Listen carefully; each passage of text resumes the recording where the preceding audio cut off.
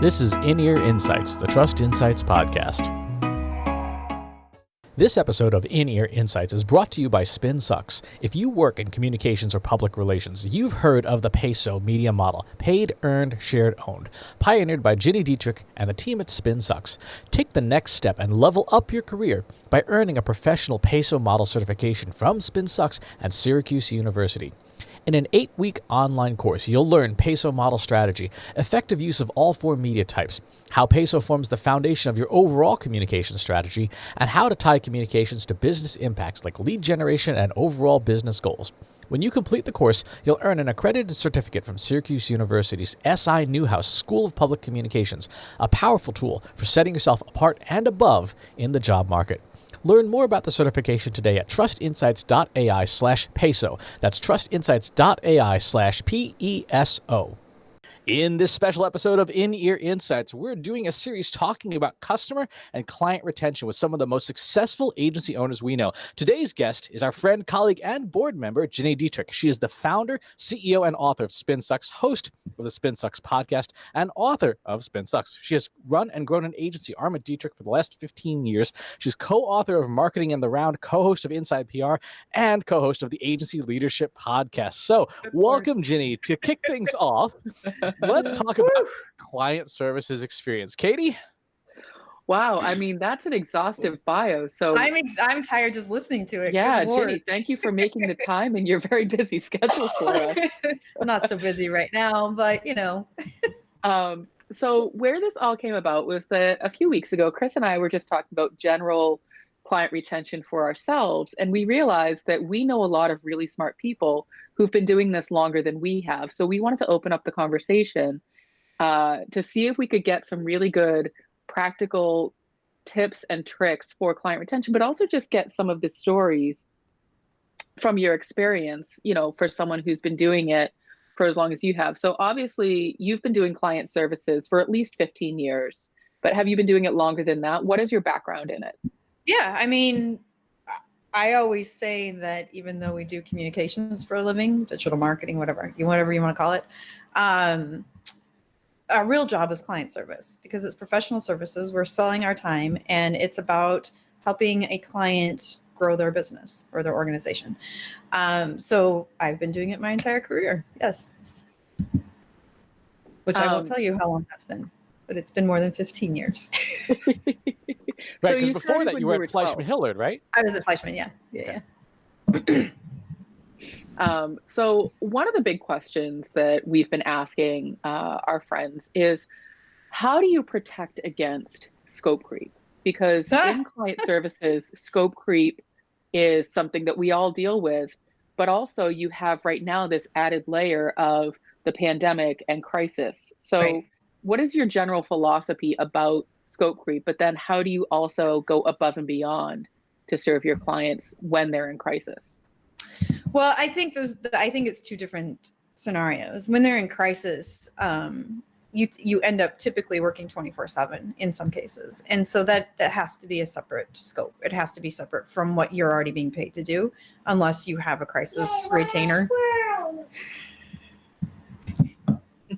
My little intern has just piped up about squirrels. Great. Awesome. She knows I love them. Not.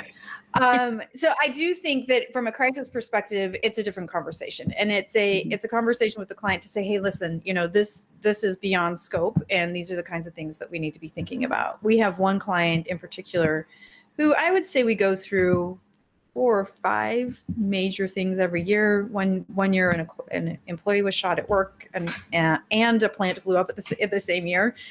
So massive kind of stuff. And so we have a separate crisis retainer for that, for him. But for everyone else, it's just a conversation to say, hey, this is outside of scope, and how can we best help? We can either put all this other stuff on hold and use the retainer for that, and typically they'll find budget for the specific project. So I think that's different. Right now in this pandemic, and I think this is a different situation, we tried to be really flexible. And also because everybody's experiencing what we're all experiencing, clients have been very kind, because they don't want us to go out of business, because if we go out of business, they have to go through the whole process of finding a new firm.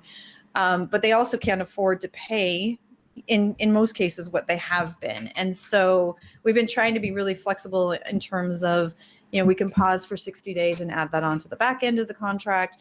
I have one client that we've paused, but he's paying by the hour for certain things. And I joked with him that it was going to actually cost him more. And he was like, oh, I'm aware. So it probably will end up costing him more, because it's specific stuff that he wants me, and I'm more expensive than, my mid-level team that would normally work on his business. So I think it's just having conversations and being flexible and understanding that everybody's in a bad situation right now, and just trying to figure out what works and what doesn't. And, you've got to protect, your number one job is to protect your business. And if you can do that and still be flexible for your clients, do it. Are you seeing the nature of the work changing? We were talking to some other friends, and they were saying, they went from, delivering high level strategic stuff to, hey, please come fix this specific thing. And they're finding their work is much more tactical in nature for the time being. Far more tactical. And I think part of that is because it's impossible to plan. I mean, you just don't know, right? You have no idea. We have one client that furloughed 4,000 employees because they're a manufacturing facility and they can't have their plants running right now. And we don't know when that's going to come back online. And they have plants in 6 different states. So, certain plants will come back online at certain different times. Nobody's there yet, but Illinois will probably be one of the last ones that comes back. So yeah, it's really tactical right now. It's just too hard to plan. Having been through crisis comms multiple times over in your career, and also you mentioned that you have a client who goes through it at least 4 times a year, I would expect that you have plan A, plan B, plan C, plan D. What are some of the things that have thrown you for a loop? Like, what are some of the things that people don't expect to have to plan for in crisis comms? Like, global in your experience, pandemics. What have you seen? Well, I was just going to say, yes, the global pandemic. Aside from pandemic, so like, what are some general things that you see people just not having a plan for? We see more that they just don't have a plan, and that they haven't thought through scenarios. So, and it's really challenging to get people to think about it, because it's scary and it's unnerving. But we have found that when you do have a plan and you do look at different scenarios, and we have 3 different risk levels. So, 3 is a global pandemic, right? And 1 is an executive is going to prison for money laundering or something, embezzlement or something. So you have the different levels of risk, and you just try to sit in every scenario that you can and say, here's how we will respond, and then have different messaging and all of that ready to go, so that when it does happen, the emotion is taken out. Because what happens typically is when you're caught off guard and something surprises you, there's a lot of emotion involved. And when you've been able to plan for it, you can take the emotion out and just work the plan, and it's far more effective that way. But yeah, I mean, we were just talking about this. 2019 was pretty crappy, and our industry tends to be a leading indicator. And because 2019 was so crappy, I kept saying, something's coming, something's coming, something's coming. I thought it was going to be a recession. Nobody would have predicted where we're at right now, right? But we were just talking about how you have to pay attention to those leading indicators and what that means. And for sure, I really did think a recession was coming, and certainly we'll have one, and the economy is going to be worse than I could have imagined. But the idea being that there are triggers and there are things that happen in your industry that you can and should pay attention to, that will give you information that helps you plan.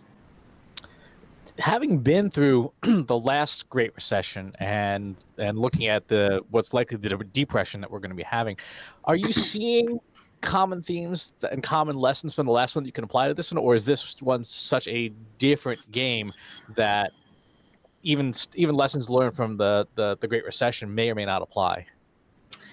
I think it's a little, it's the same in that, unemployment is going to be really high, probably higher. People aren't going to be spending the money in certainly in marketing and PR, budgets are slashed, and nobody's outsourcing. And the one thing I learned in the the Great Recession was to have multiple revenue sources. So even though we've lost 60% of our agency business, the spin suck side of the business is still thriving. And so that has helped save us. I also serve on your board and a couple of others. And I was on a board last year that the business sold. And so having that revenue source has been helpful as well. So just having different revenue sources that allow you to not have to live paycheck to paycheck and not have to rely on, what if clients go away, or what if we lose our biggest client, what happens then? Because that could happen with or without a recession, right? So those are the lessons I learned, and I'm glad that I spent the last 10 years building that kind of stuff. And those are the lessons I think that will continue. How can you add additional revenue sources? What do they look like? Certainly the spin suck side isn't doing as well as we had anticipated it would this year. But it is still thriving. And because of that, we're able to quote unquote stay in business right now. If you're the person, say, who didn't spend the last 10 years developing multiple revenue sources and things, and you got caught flat-footed, for the average, agency owner or business owner, what is the scratch plan for them right now? What is, because obviously, it's very difficult to plug the holes in the boat as it's sinking. For sure. Yeah. I would say that a couple of things, and I will preface this by saying it depends on your mental capacity, because I recognize that not everybody has the mental capacity right now to create. I don't have the mental capacity right now. I would love it if I did, but I don't. And so I preface it by saying that. But I think there are some interesting things I'm seeing. Like my agency leadership co-host, Chip Griffin, is offering free consultation, free coaching to small agency owners, so 1 to 5 employees, and helping them just through an issue. What are you dealing with right now? How can I help? Is it the payroll protection plan and figuring that out? Is it, you have 3 employees and you don't know if you're going to get an SBA loan. So what do you do? So whatever the issue is, he's helping them through that. I have one client who is offering 1-hour Zoom consultations with her leadership team for $300. So, I mean, it's not going to be something that she can write home about, but it is bringing in enough money every month to pay someone's salary. And it's enough strategic insight, because there's 3 people on her leadership team who you wouldn't normally have access to, and certainly not for $300. Another one is another friend of mine I saw is helping nonprofits in sort of the same way, but where it's, a really, really short term, like 2-week project that helps them get unstuck on something. And so it's not stuff that's going to make you a lot of money, but it is stuff that's going to be helpful and keep you top of mind, so that when we figure out whatever our new normal is, whatever, that happens to be, and people start hiring again, you will be top of mind. One of the things we heard when we talked with Mitch Joel about client retention was, during times of crisis, don't become one more thing for your clients to do. So, you had mentioned communication. How do you find ways to keep the clients engaged when their hair is on fire over here, they've asked you for help, but given you no direction, no detail, and you just want to be helpful and valuable to them? I agree with that sentiment, not giving them one more thing to do. I think it's just taking as much off their plate as you can. I think the 3 of us, certainly Mitch Joel is another one that is experienced enough to be able to do that with a lot of direction. Certainly we'll make some mistakes and it won't be exactly right if we're not getting any direction, but I think we're experienced enough to be able to do that. So it's just having a conversation to say, hey, I'm going to take this, and I literally just had a conversation with a client about that. I'm going to take these 5 things off of your plate and let me handle it, and I'll let you know.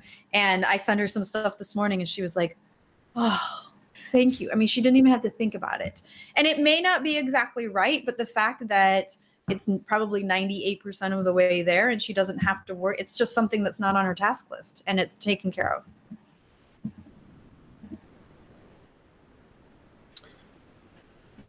At what point, and this is something we brought up with Jay Bear as well. At what point do you say no to a client in a situation where everything is on fire and how do you balance it? Jay's perspective was you do whatever you have to do to save the client relationship because you don't know if and when you'll be able to get it back.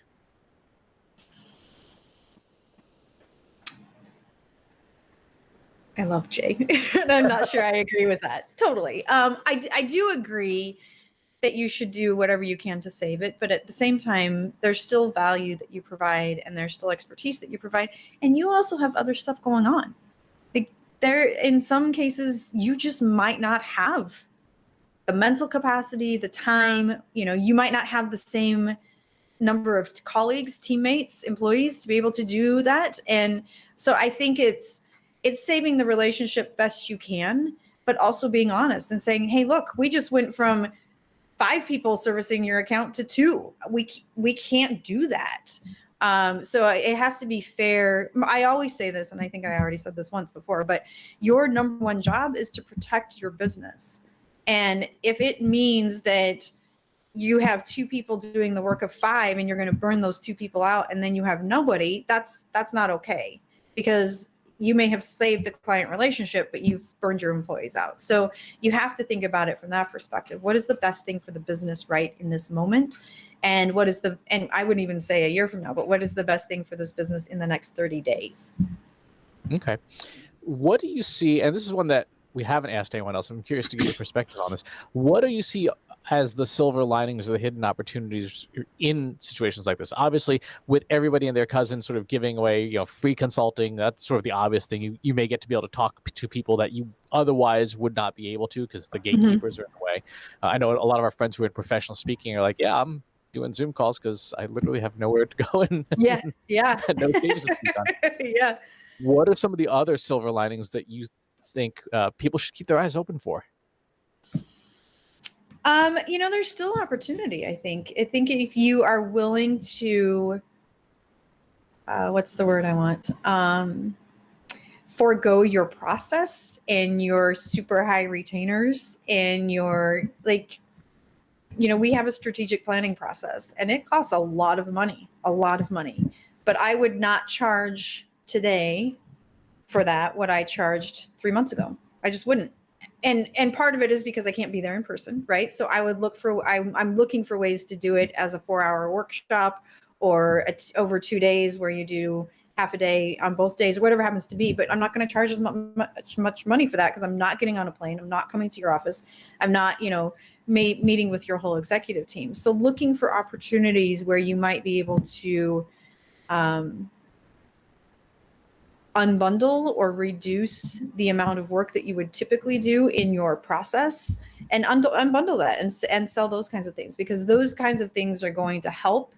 It may not be exactly how you do things and you might not get the exact same results as you would like, but it will allow you to continue to do your work and stay engaged and help a client at the same time.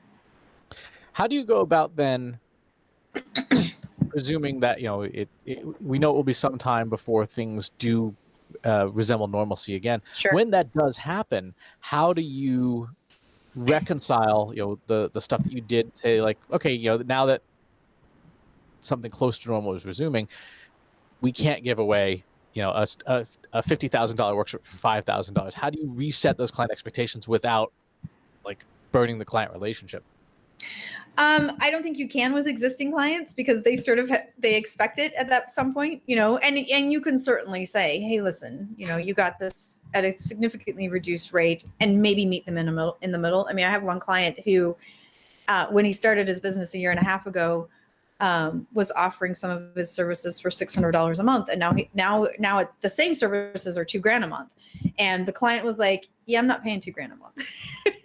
Not when I'm paying $600 a month, right? So he negotiated to meet them in the middle. And so I think they ended up at like $1,150 or something. So it's still more, right? And it's already set up and it's already working. So he's still making a profit, but it's not quite where he wants it to be. So I think it's that kind of stuff, like meeting them in the middle, negotiating, helping them understand that you've now been able to rehire and bring people off furlough and all those kinds of things. So your costs have gone up as well. It's not just you anymore. In the best of times and the worst of times, what are some of your tips for client retention in general? Like, what are some best practices that agencies, it's easy for me to say, agencies should be thinking about? Like, Agency. agency, agency, damn it. Now we're all gonna say agency. How do we do it? How do we do it, Ginny? I give up. It's just treating them like human beings. I mean, I think we get so wrapped up in the vendor-client relationship that we forget that we're dealing with humans. And quite honestly, I don't want a vendor-client relationship. I want a friendship. I want a great working relationship. I want a partnership. And if I don't have that with our clients, then it's not a good relationship. It's not something that we want to pursue. So it's treating them like human beings, being interested in them outside of your weekly status calls. It's, understanding the things that they're going through, both in the good times and in the bad. And it's paying attention and actually listening to the words that come out of their mouths. And we always joke internally that we're more therapists than communicator. And we are. You mean, some of the stuff we hear. And sometimes it feels like our clients get on our weekly calls with us just to vent. And we allow that because it works, and that's why they stay. I think that's important because, what I've seen in my experience is if you do get stuck in that, vendor client relationship, then you can't grow. You can't evolve, the retainer, the program, because they do feel very much like you're expendable and you don't care, you're detached, so we can just cut them loose at any point. So I think that that's such a smart way to think about it. Like, obviously you don't have to know every single thing about the person. You don't actually have to be best friends. You probably don't want to know. Right. But not forgetting that there is a human on the other side of the phone line or the video chat who has their own set of things, even just starting with, how are you today? And they're like, oh, I'm fine, great. But no, really, like, there's a lot of stuff going on. Like, how are you? Right. I think that goes a long way. I mean, like, we started this one and Chris said, let it out. And I was like, ugh. Yes. Creating those safe places for venting. It's important. Yeah, it is important, especially right now. But in general, it is important. How do you counterbalance that with, to use Katie's terms, with maintaining some set of boundaries with people? Because some people are fine to work with and some people are a little less fine to work with in that capacity. That's a really good point. I've gotten very good at setting boundaries. So I'm the type of person that doesn't like to have alerts on my phone or computer. It really bothers me. I don't like it. So in the past, I would just respond as stuff came in. And what I discovered is that was creating no boundary and the expectation that I would respond 24/7. And I have one client who loves to text me before he goes to bed. So he texts around 9 o'clock every night with like his thoughts for the day. And in the past, I would respond to him. And now I've set the boundary and I don't respond to him until business hours. It drives me crazy that I have that alert on my phone, but that's something that I'm dealing with because you have to. And even with people, and I adore him, but even with people you adore, you still have to set those boundaries that it's not okay for you to. It is okay for you to text me at 9 o'clock at night. It's not okay for you to expect an answer. I think that's that's another really smart tip too, is, just basically setting those expectations of, I can't be there for you 24/7. Here's when I can be here for you. Feel free to send me all the information you have, but you will not get a response. Yeah. And I will respond at 8 o'clock the next morning. Even though you've been up for 4 hours. Yeah, I was going to say, I could respond at 4 a.m., but I wouldn't do that to him. How do you like getting text messages when you're sleeping? Right. I do that. And I love him. I do. I adore him, but I'm not going to respond to him at 9 o'clock at night. No, I get text messages from my extended family at like midnight because they're on the West Coast and they're still awake. Oh, yeah. I'll start responding at 5 o'clock in the morning when I'm awake and it's only 2 o'clock in the morning for them. Yeah. I'm like, how do you like it? You can't really do that to clients though. No, you can't. That is not a pro tip. You shouldn't. You should. Fair. Do you see it as an opportunity for some agencies, as we go through all this transition, to get rid of clients that you don't want? For sure. Yeah. And I would even say, if you are a business owner or a business leader, employees that maybe should go, this is a good reason. And employment is robust right now. So this is a good reason to do some of that, to do some pruning, I would call it. But yeah, for sure, this is a good reason to get rid of the people in your life that should not be there. So Chris, and on that note, I have to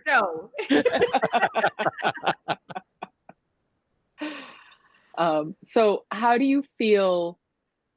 So obviously small businesses, both of us, our agencies are small businesses. How do you feel in general small businesses will fare through this? Do you think that the ones who are, as you're saying, more agile and adaptable will survive, and the ones who are static and stuck in place are going to suffer more? I hate this answer, but it really depends. And it depends on what your business is too. I mean, how many restaurants do we think are going to survive this? Other than Ruth's Chris and Shake Shack and Potbelly that all got millions of dollars, but not that I'm bitter or anything.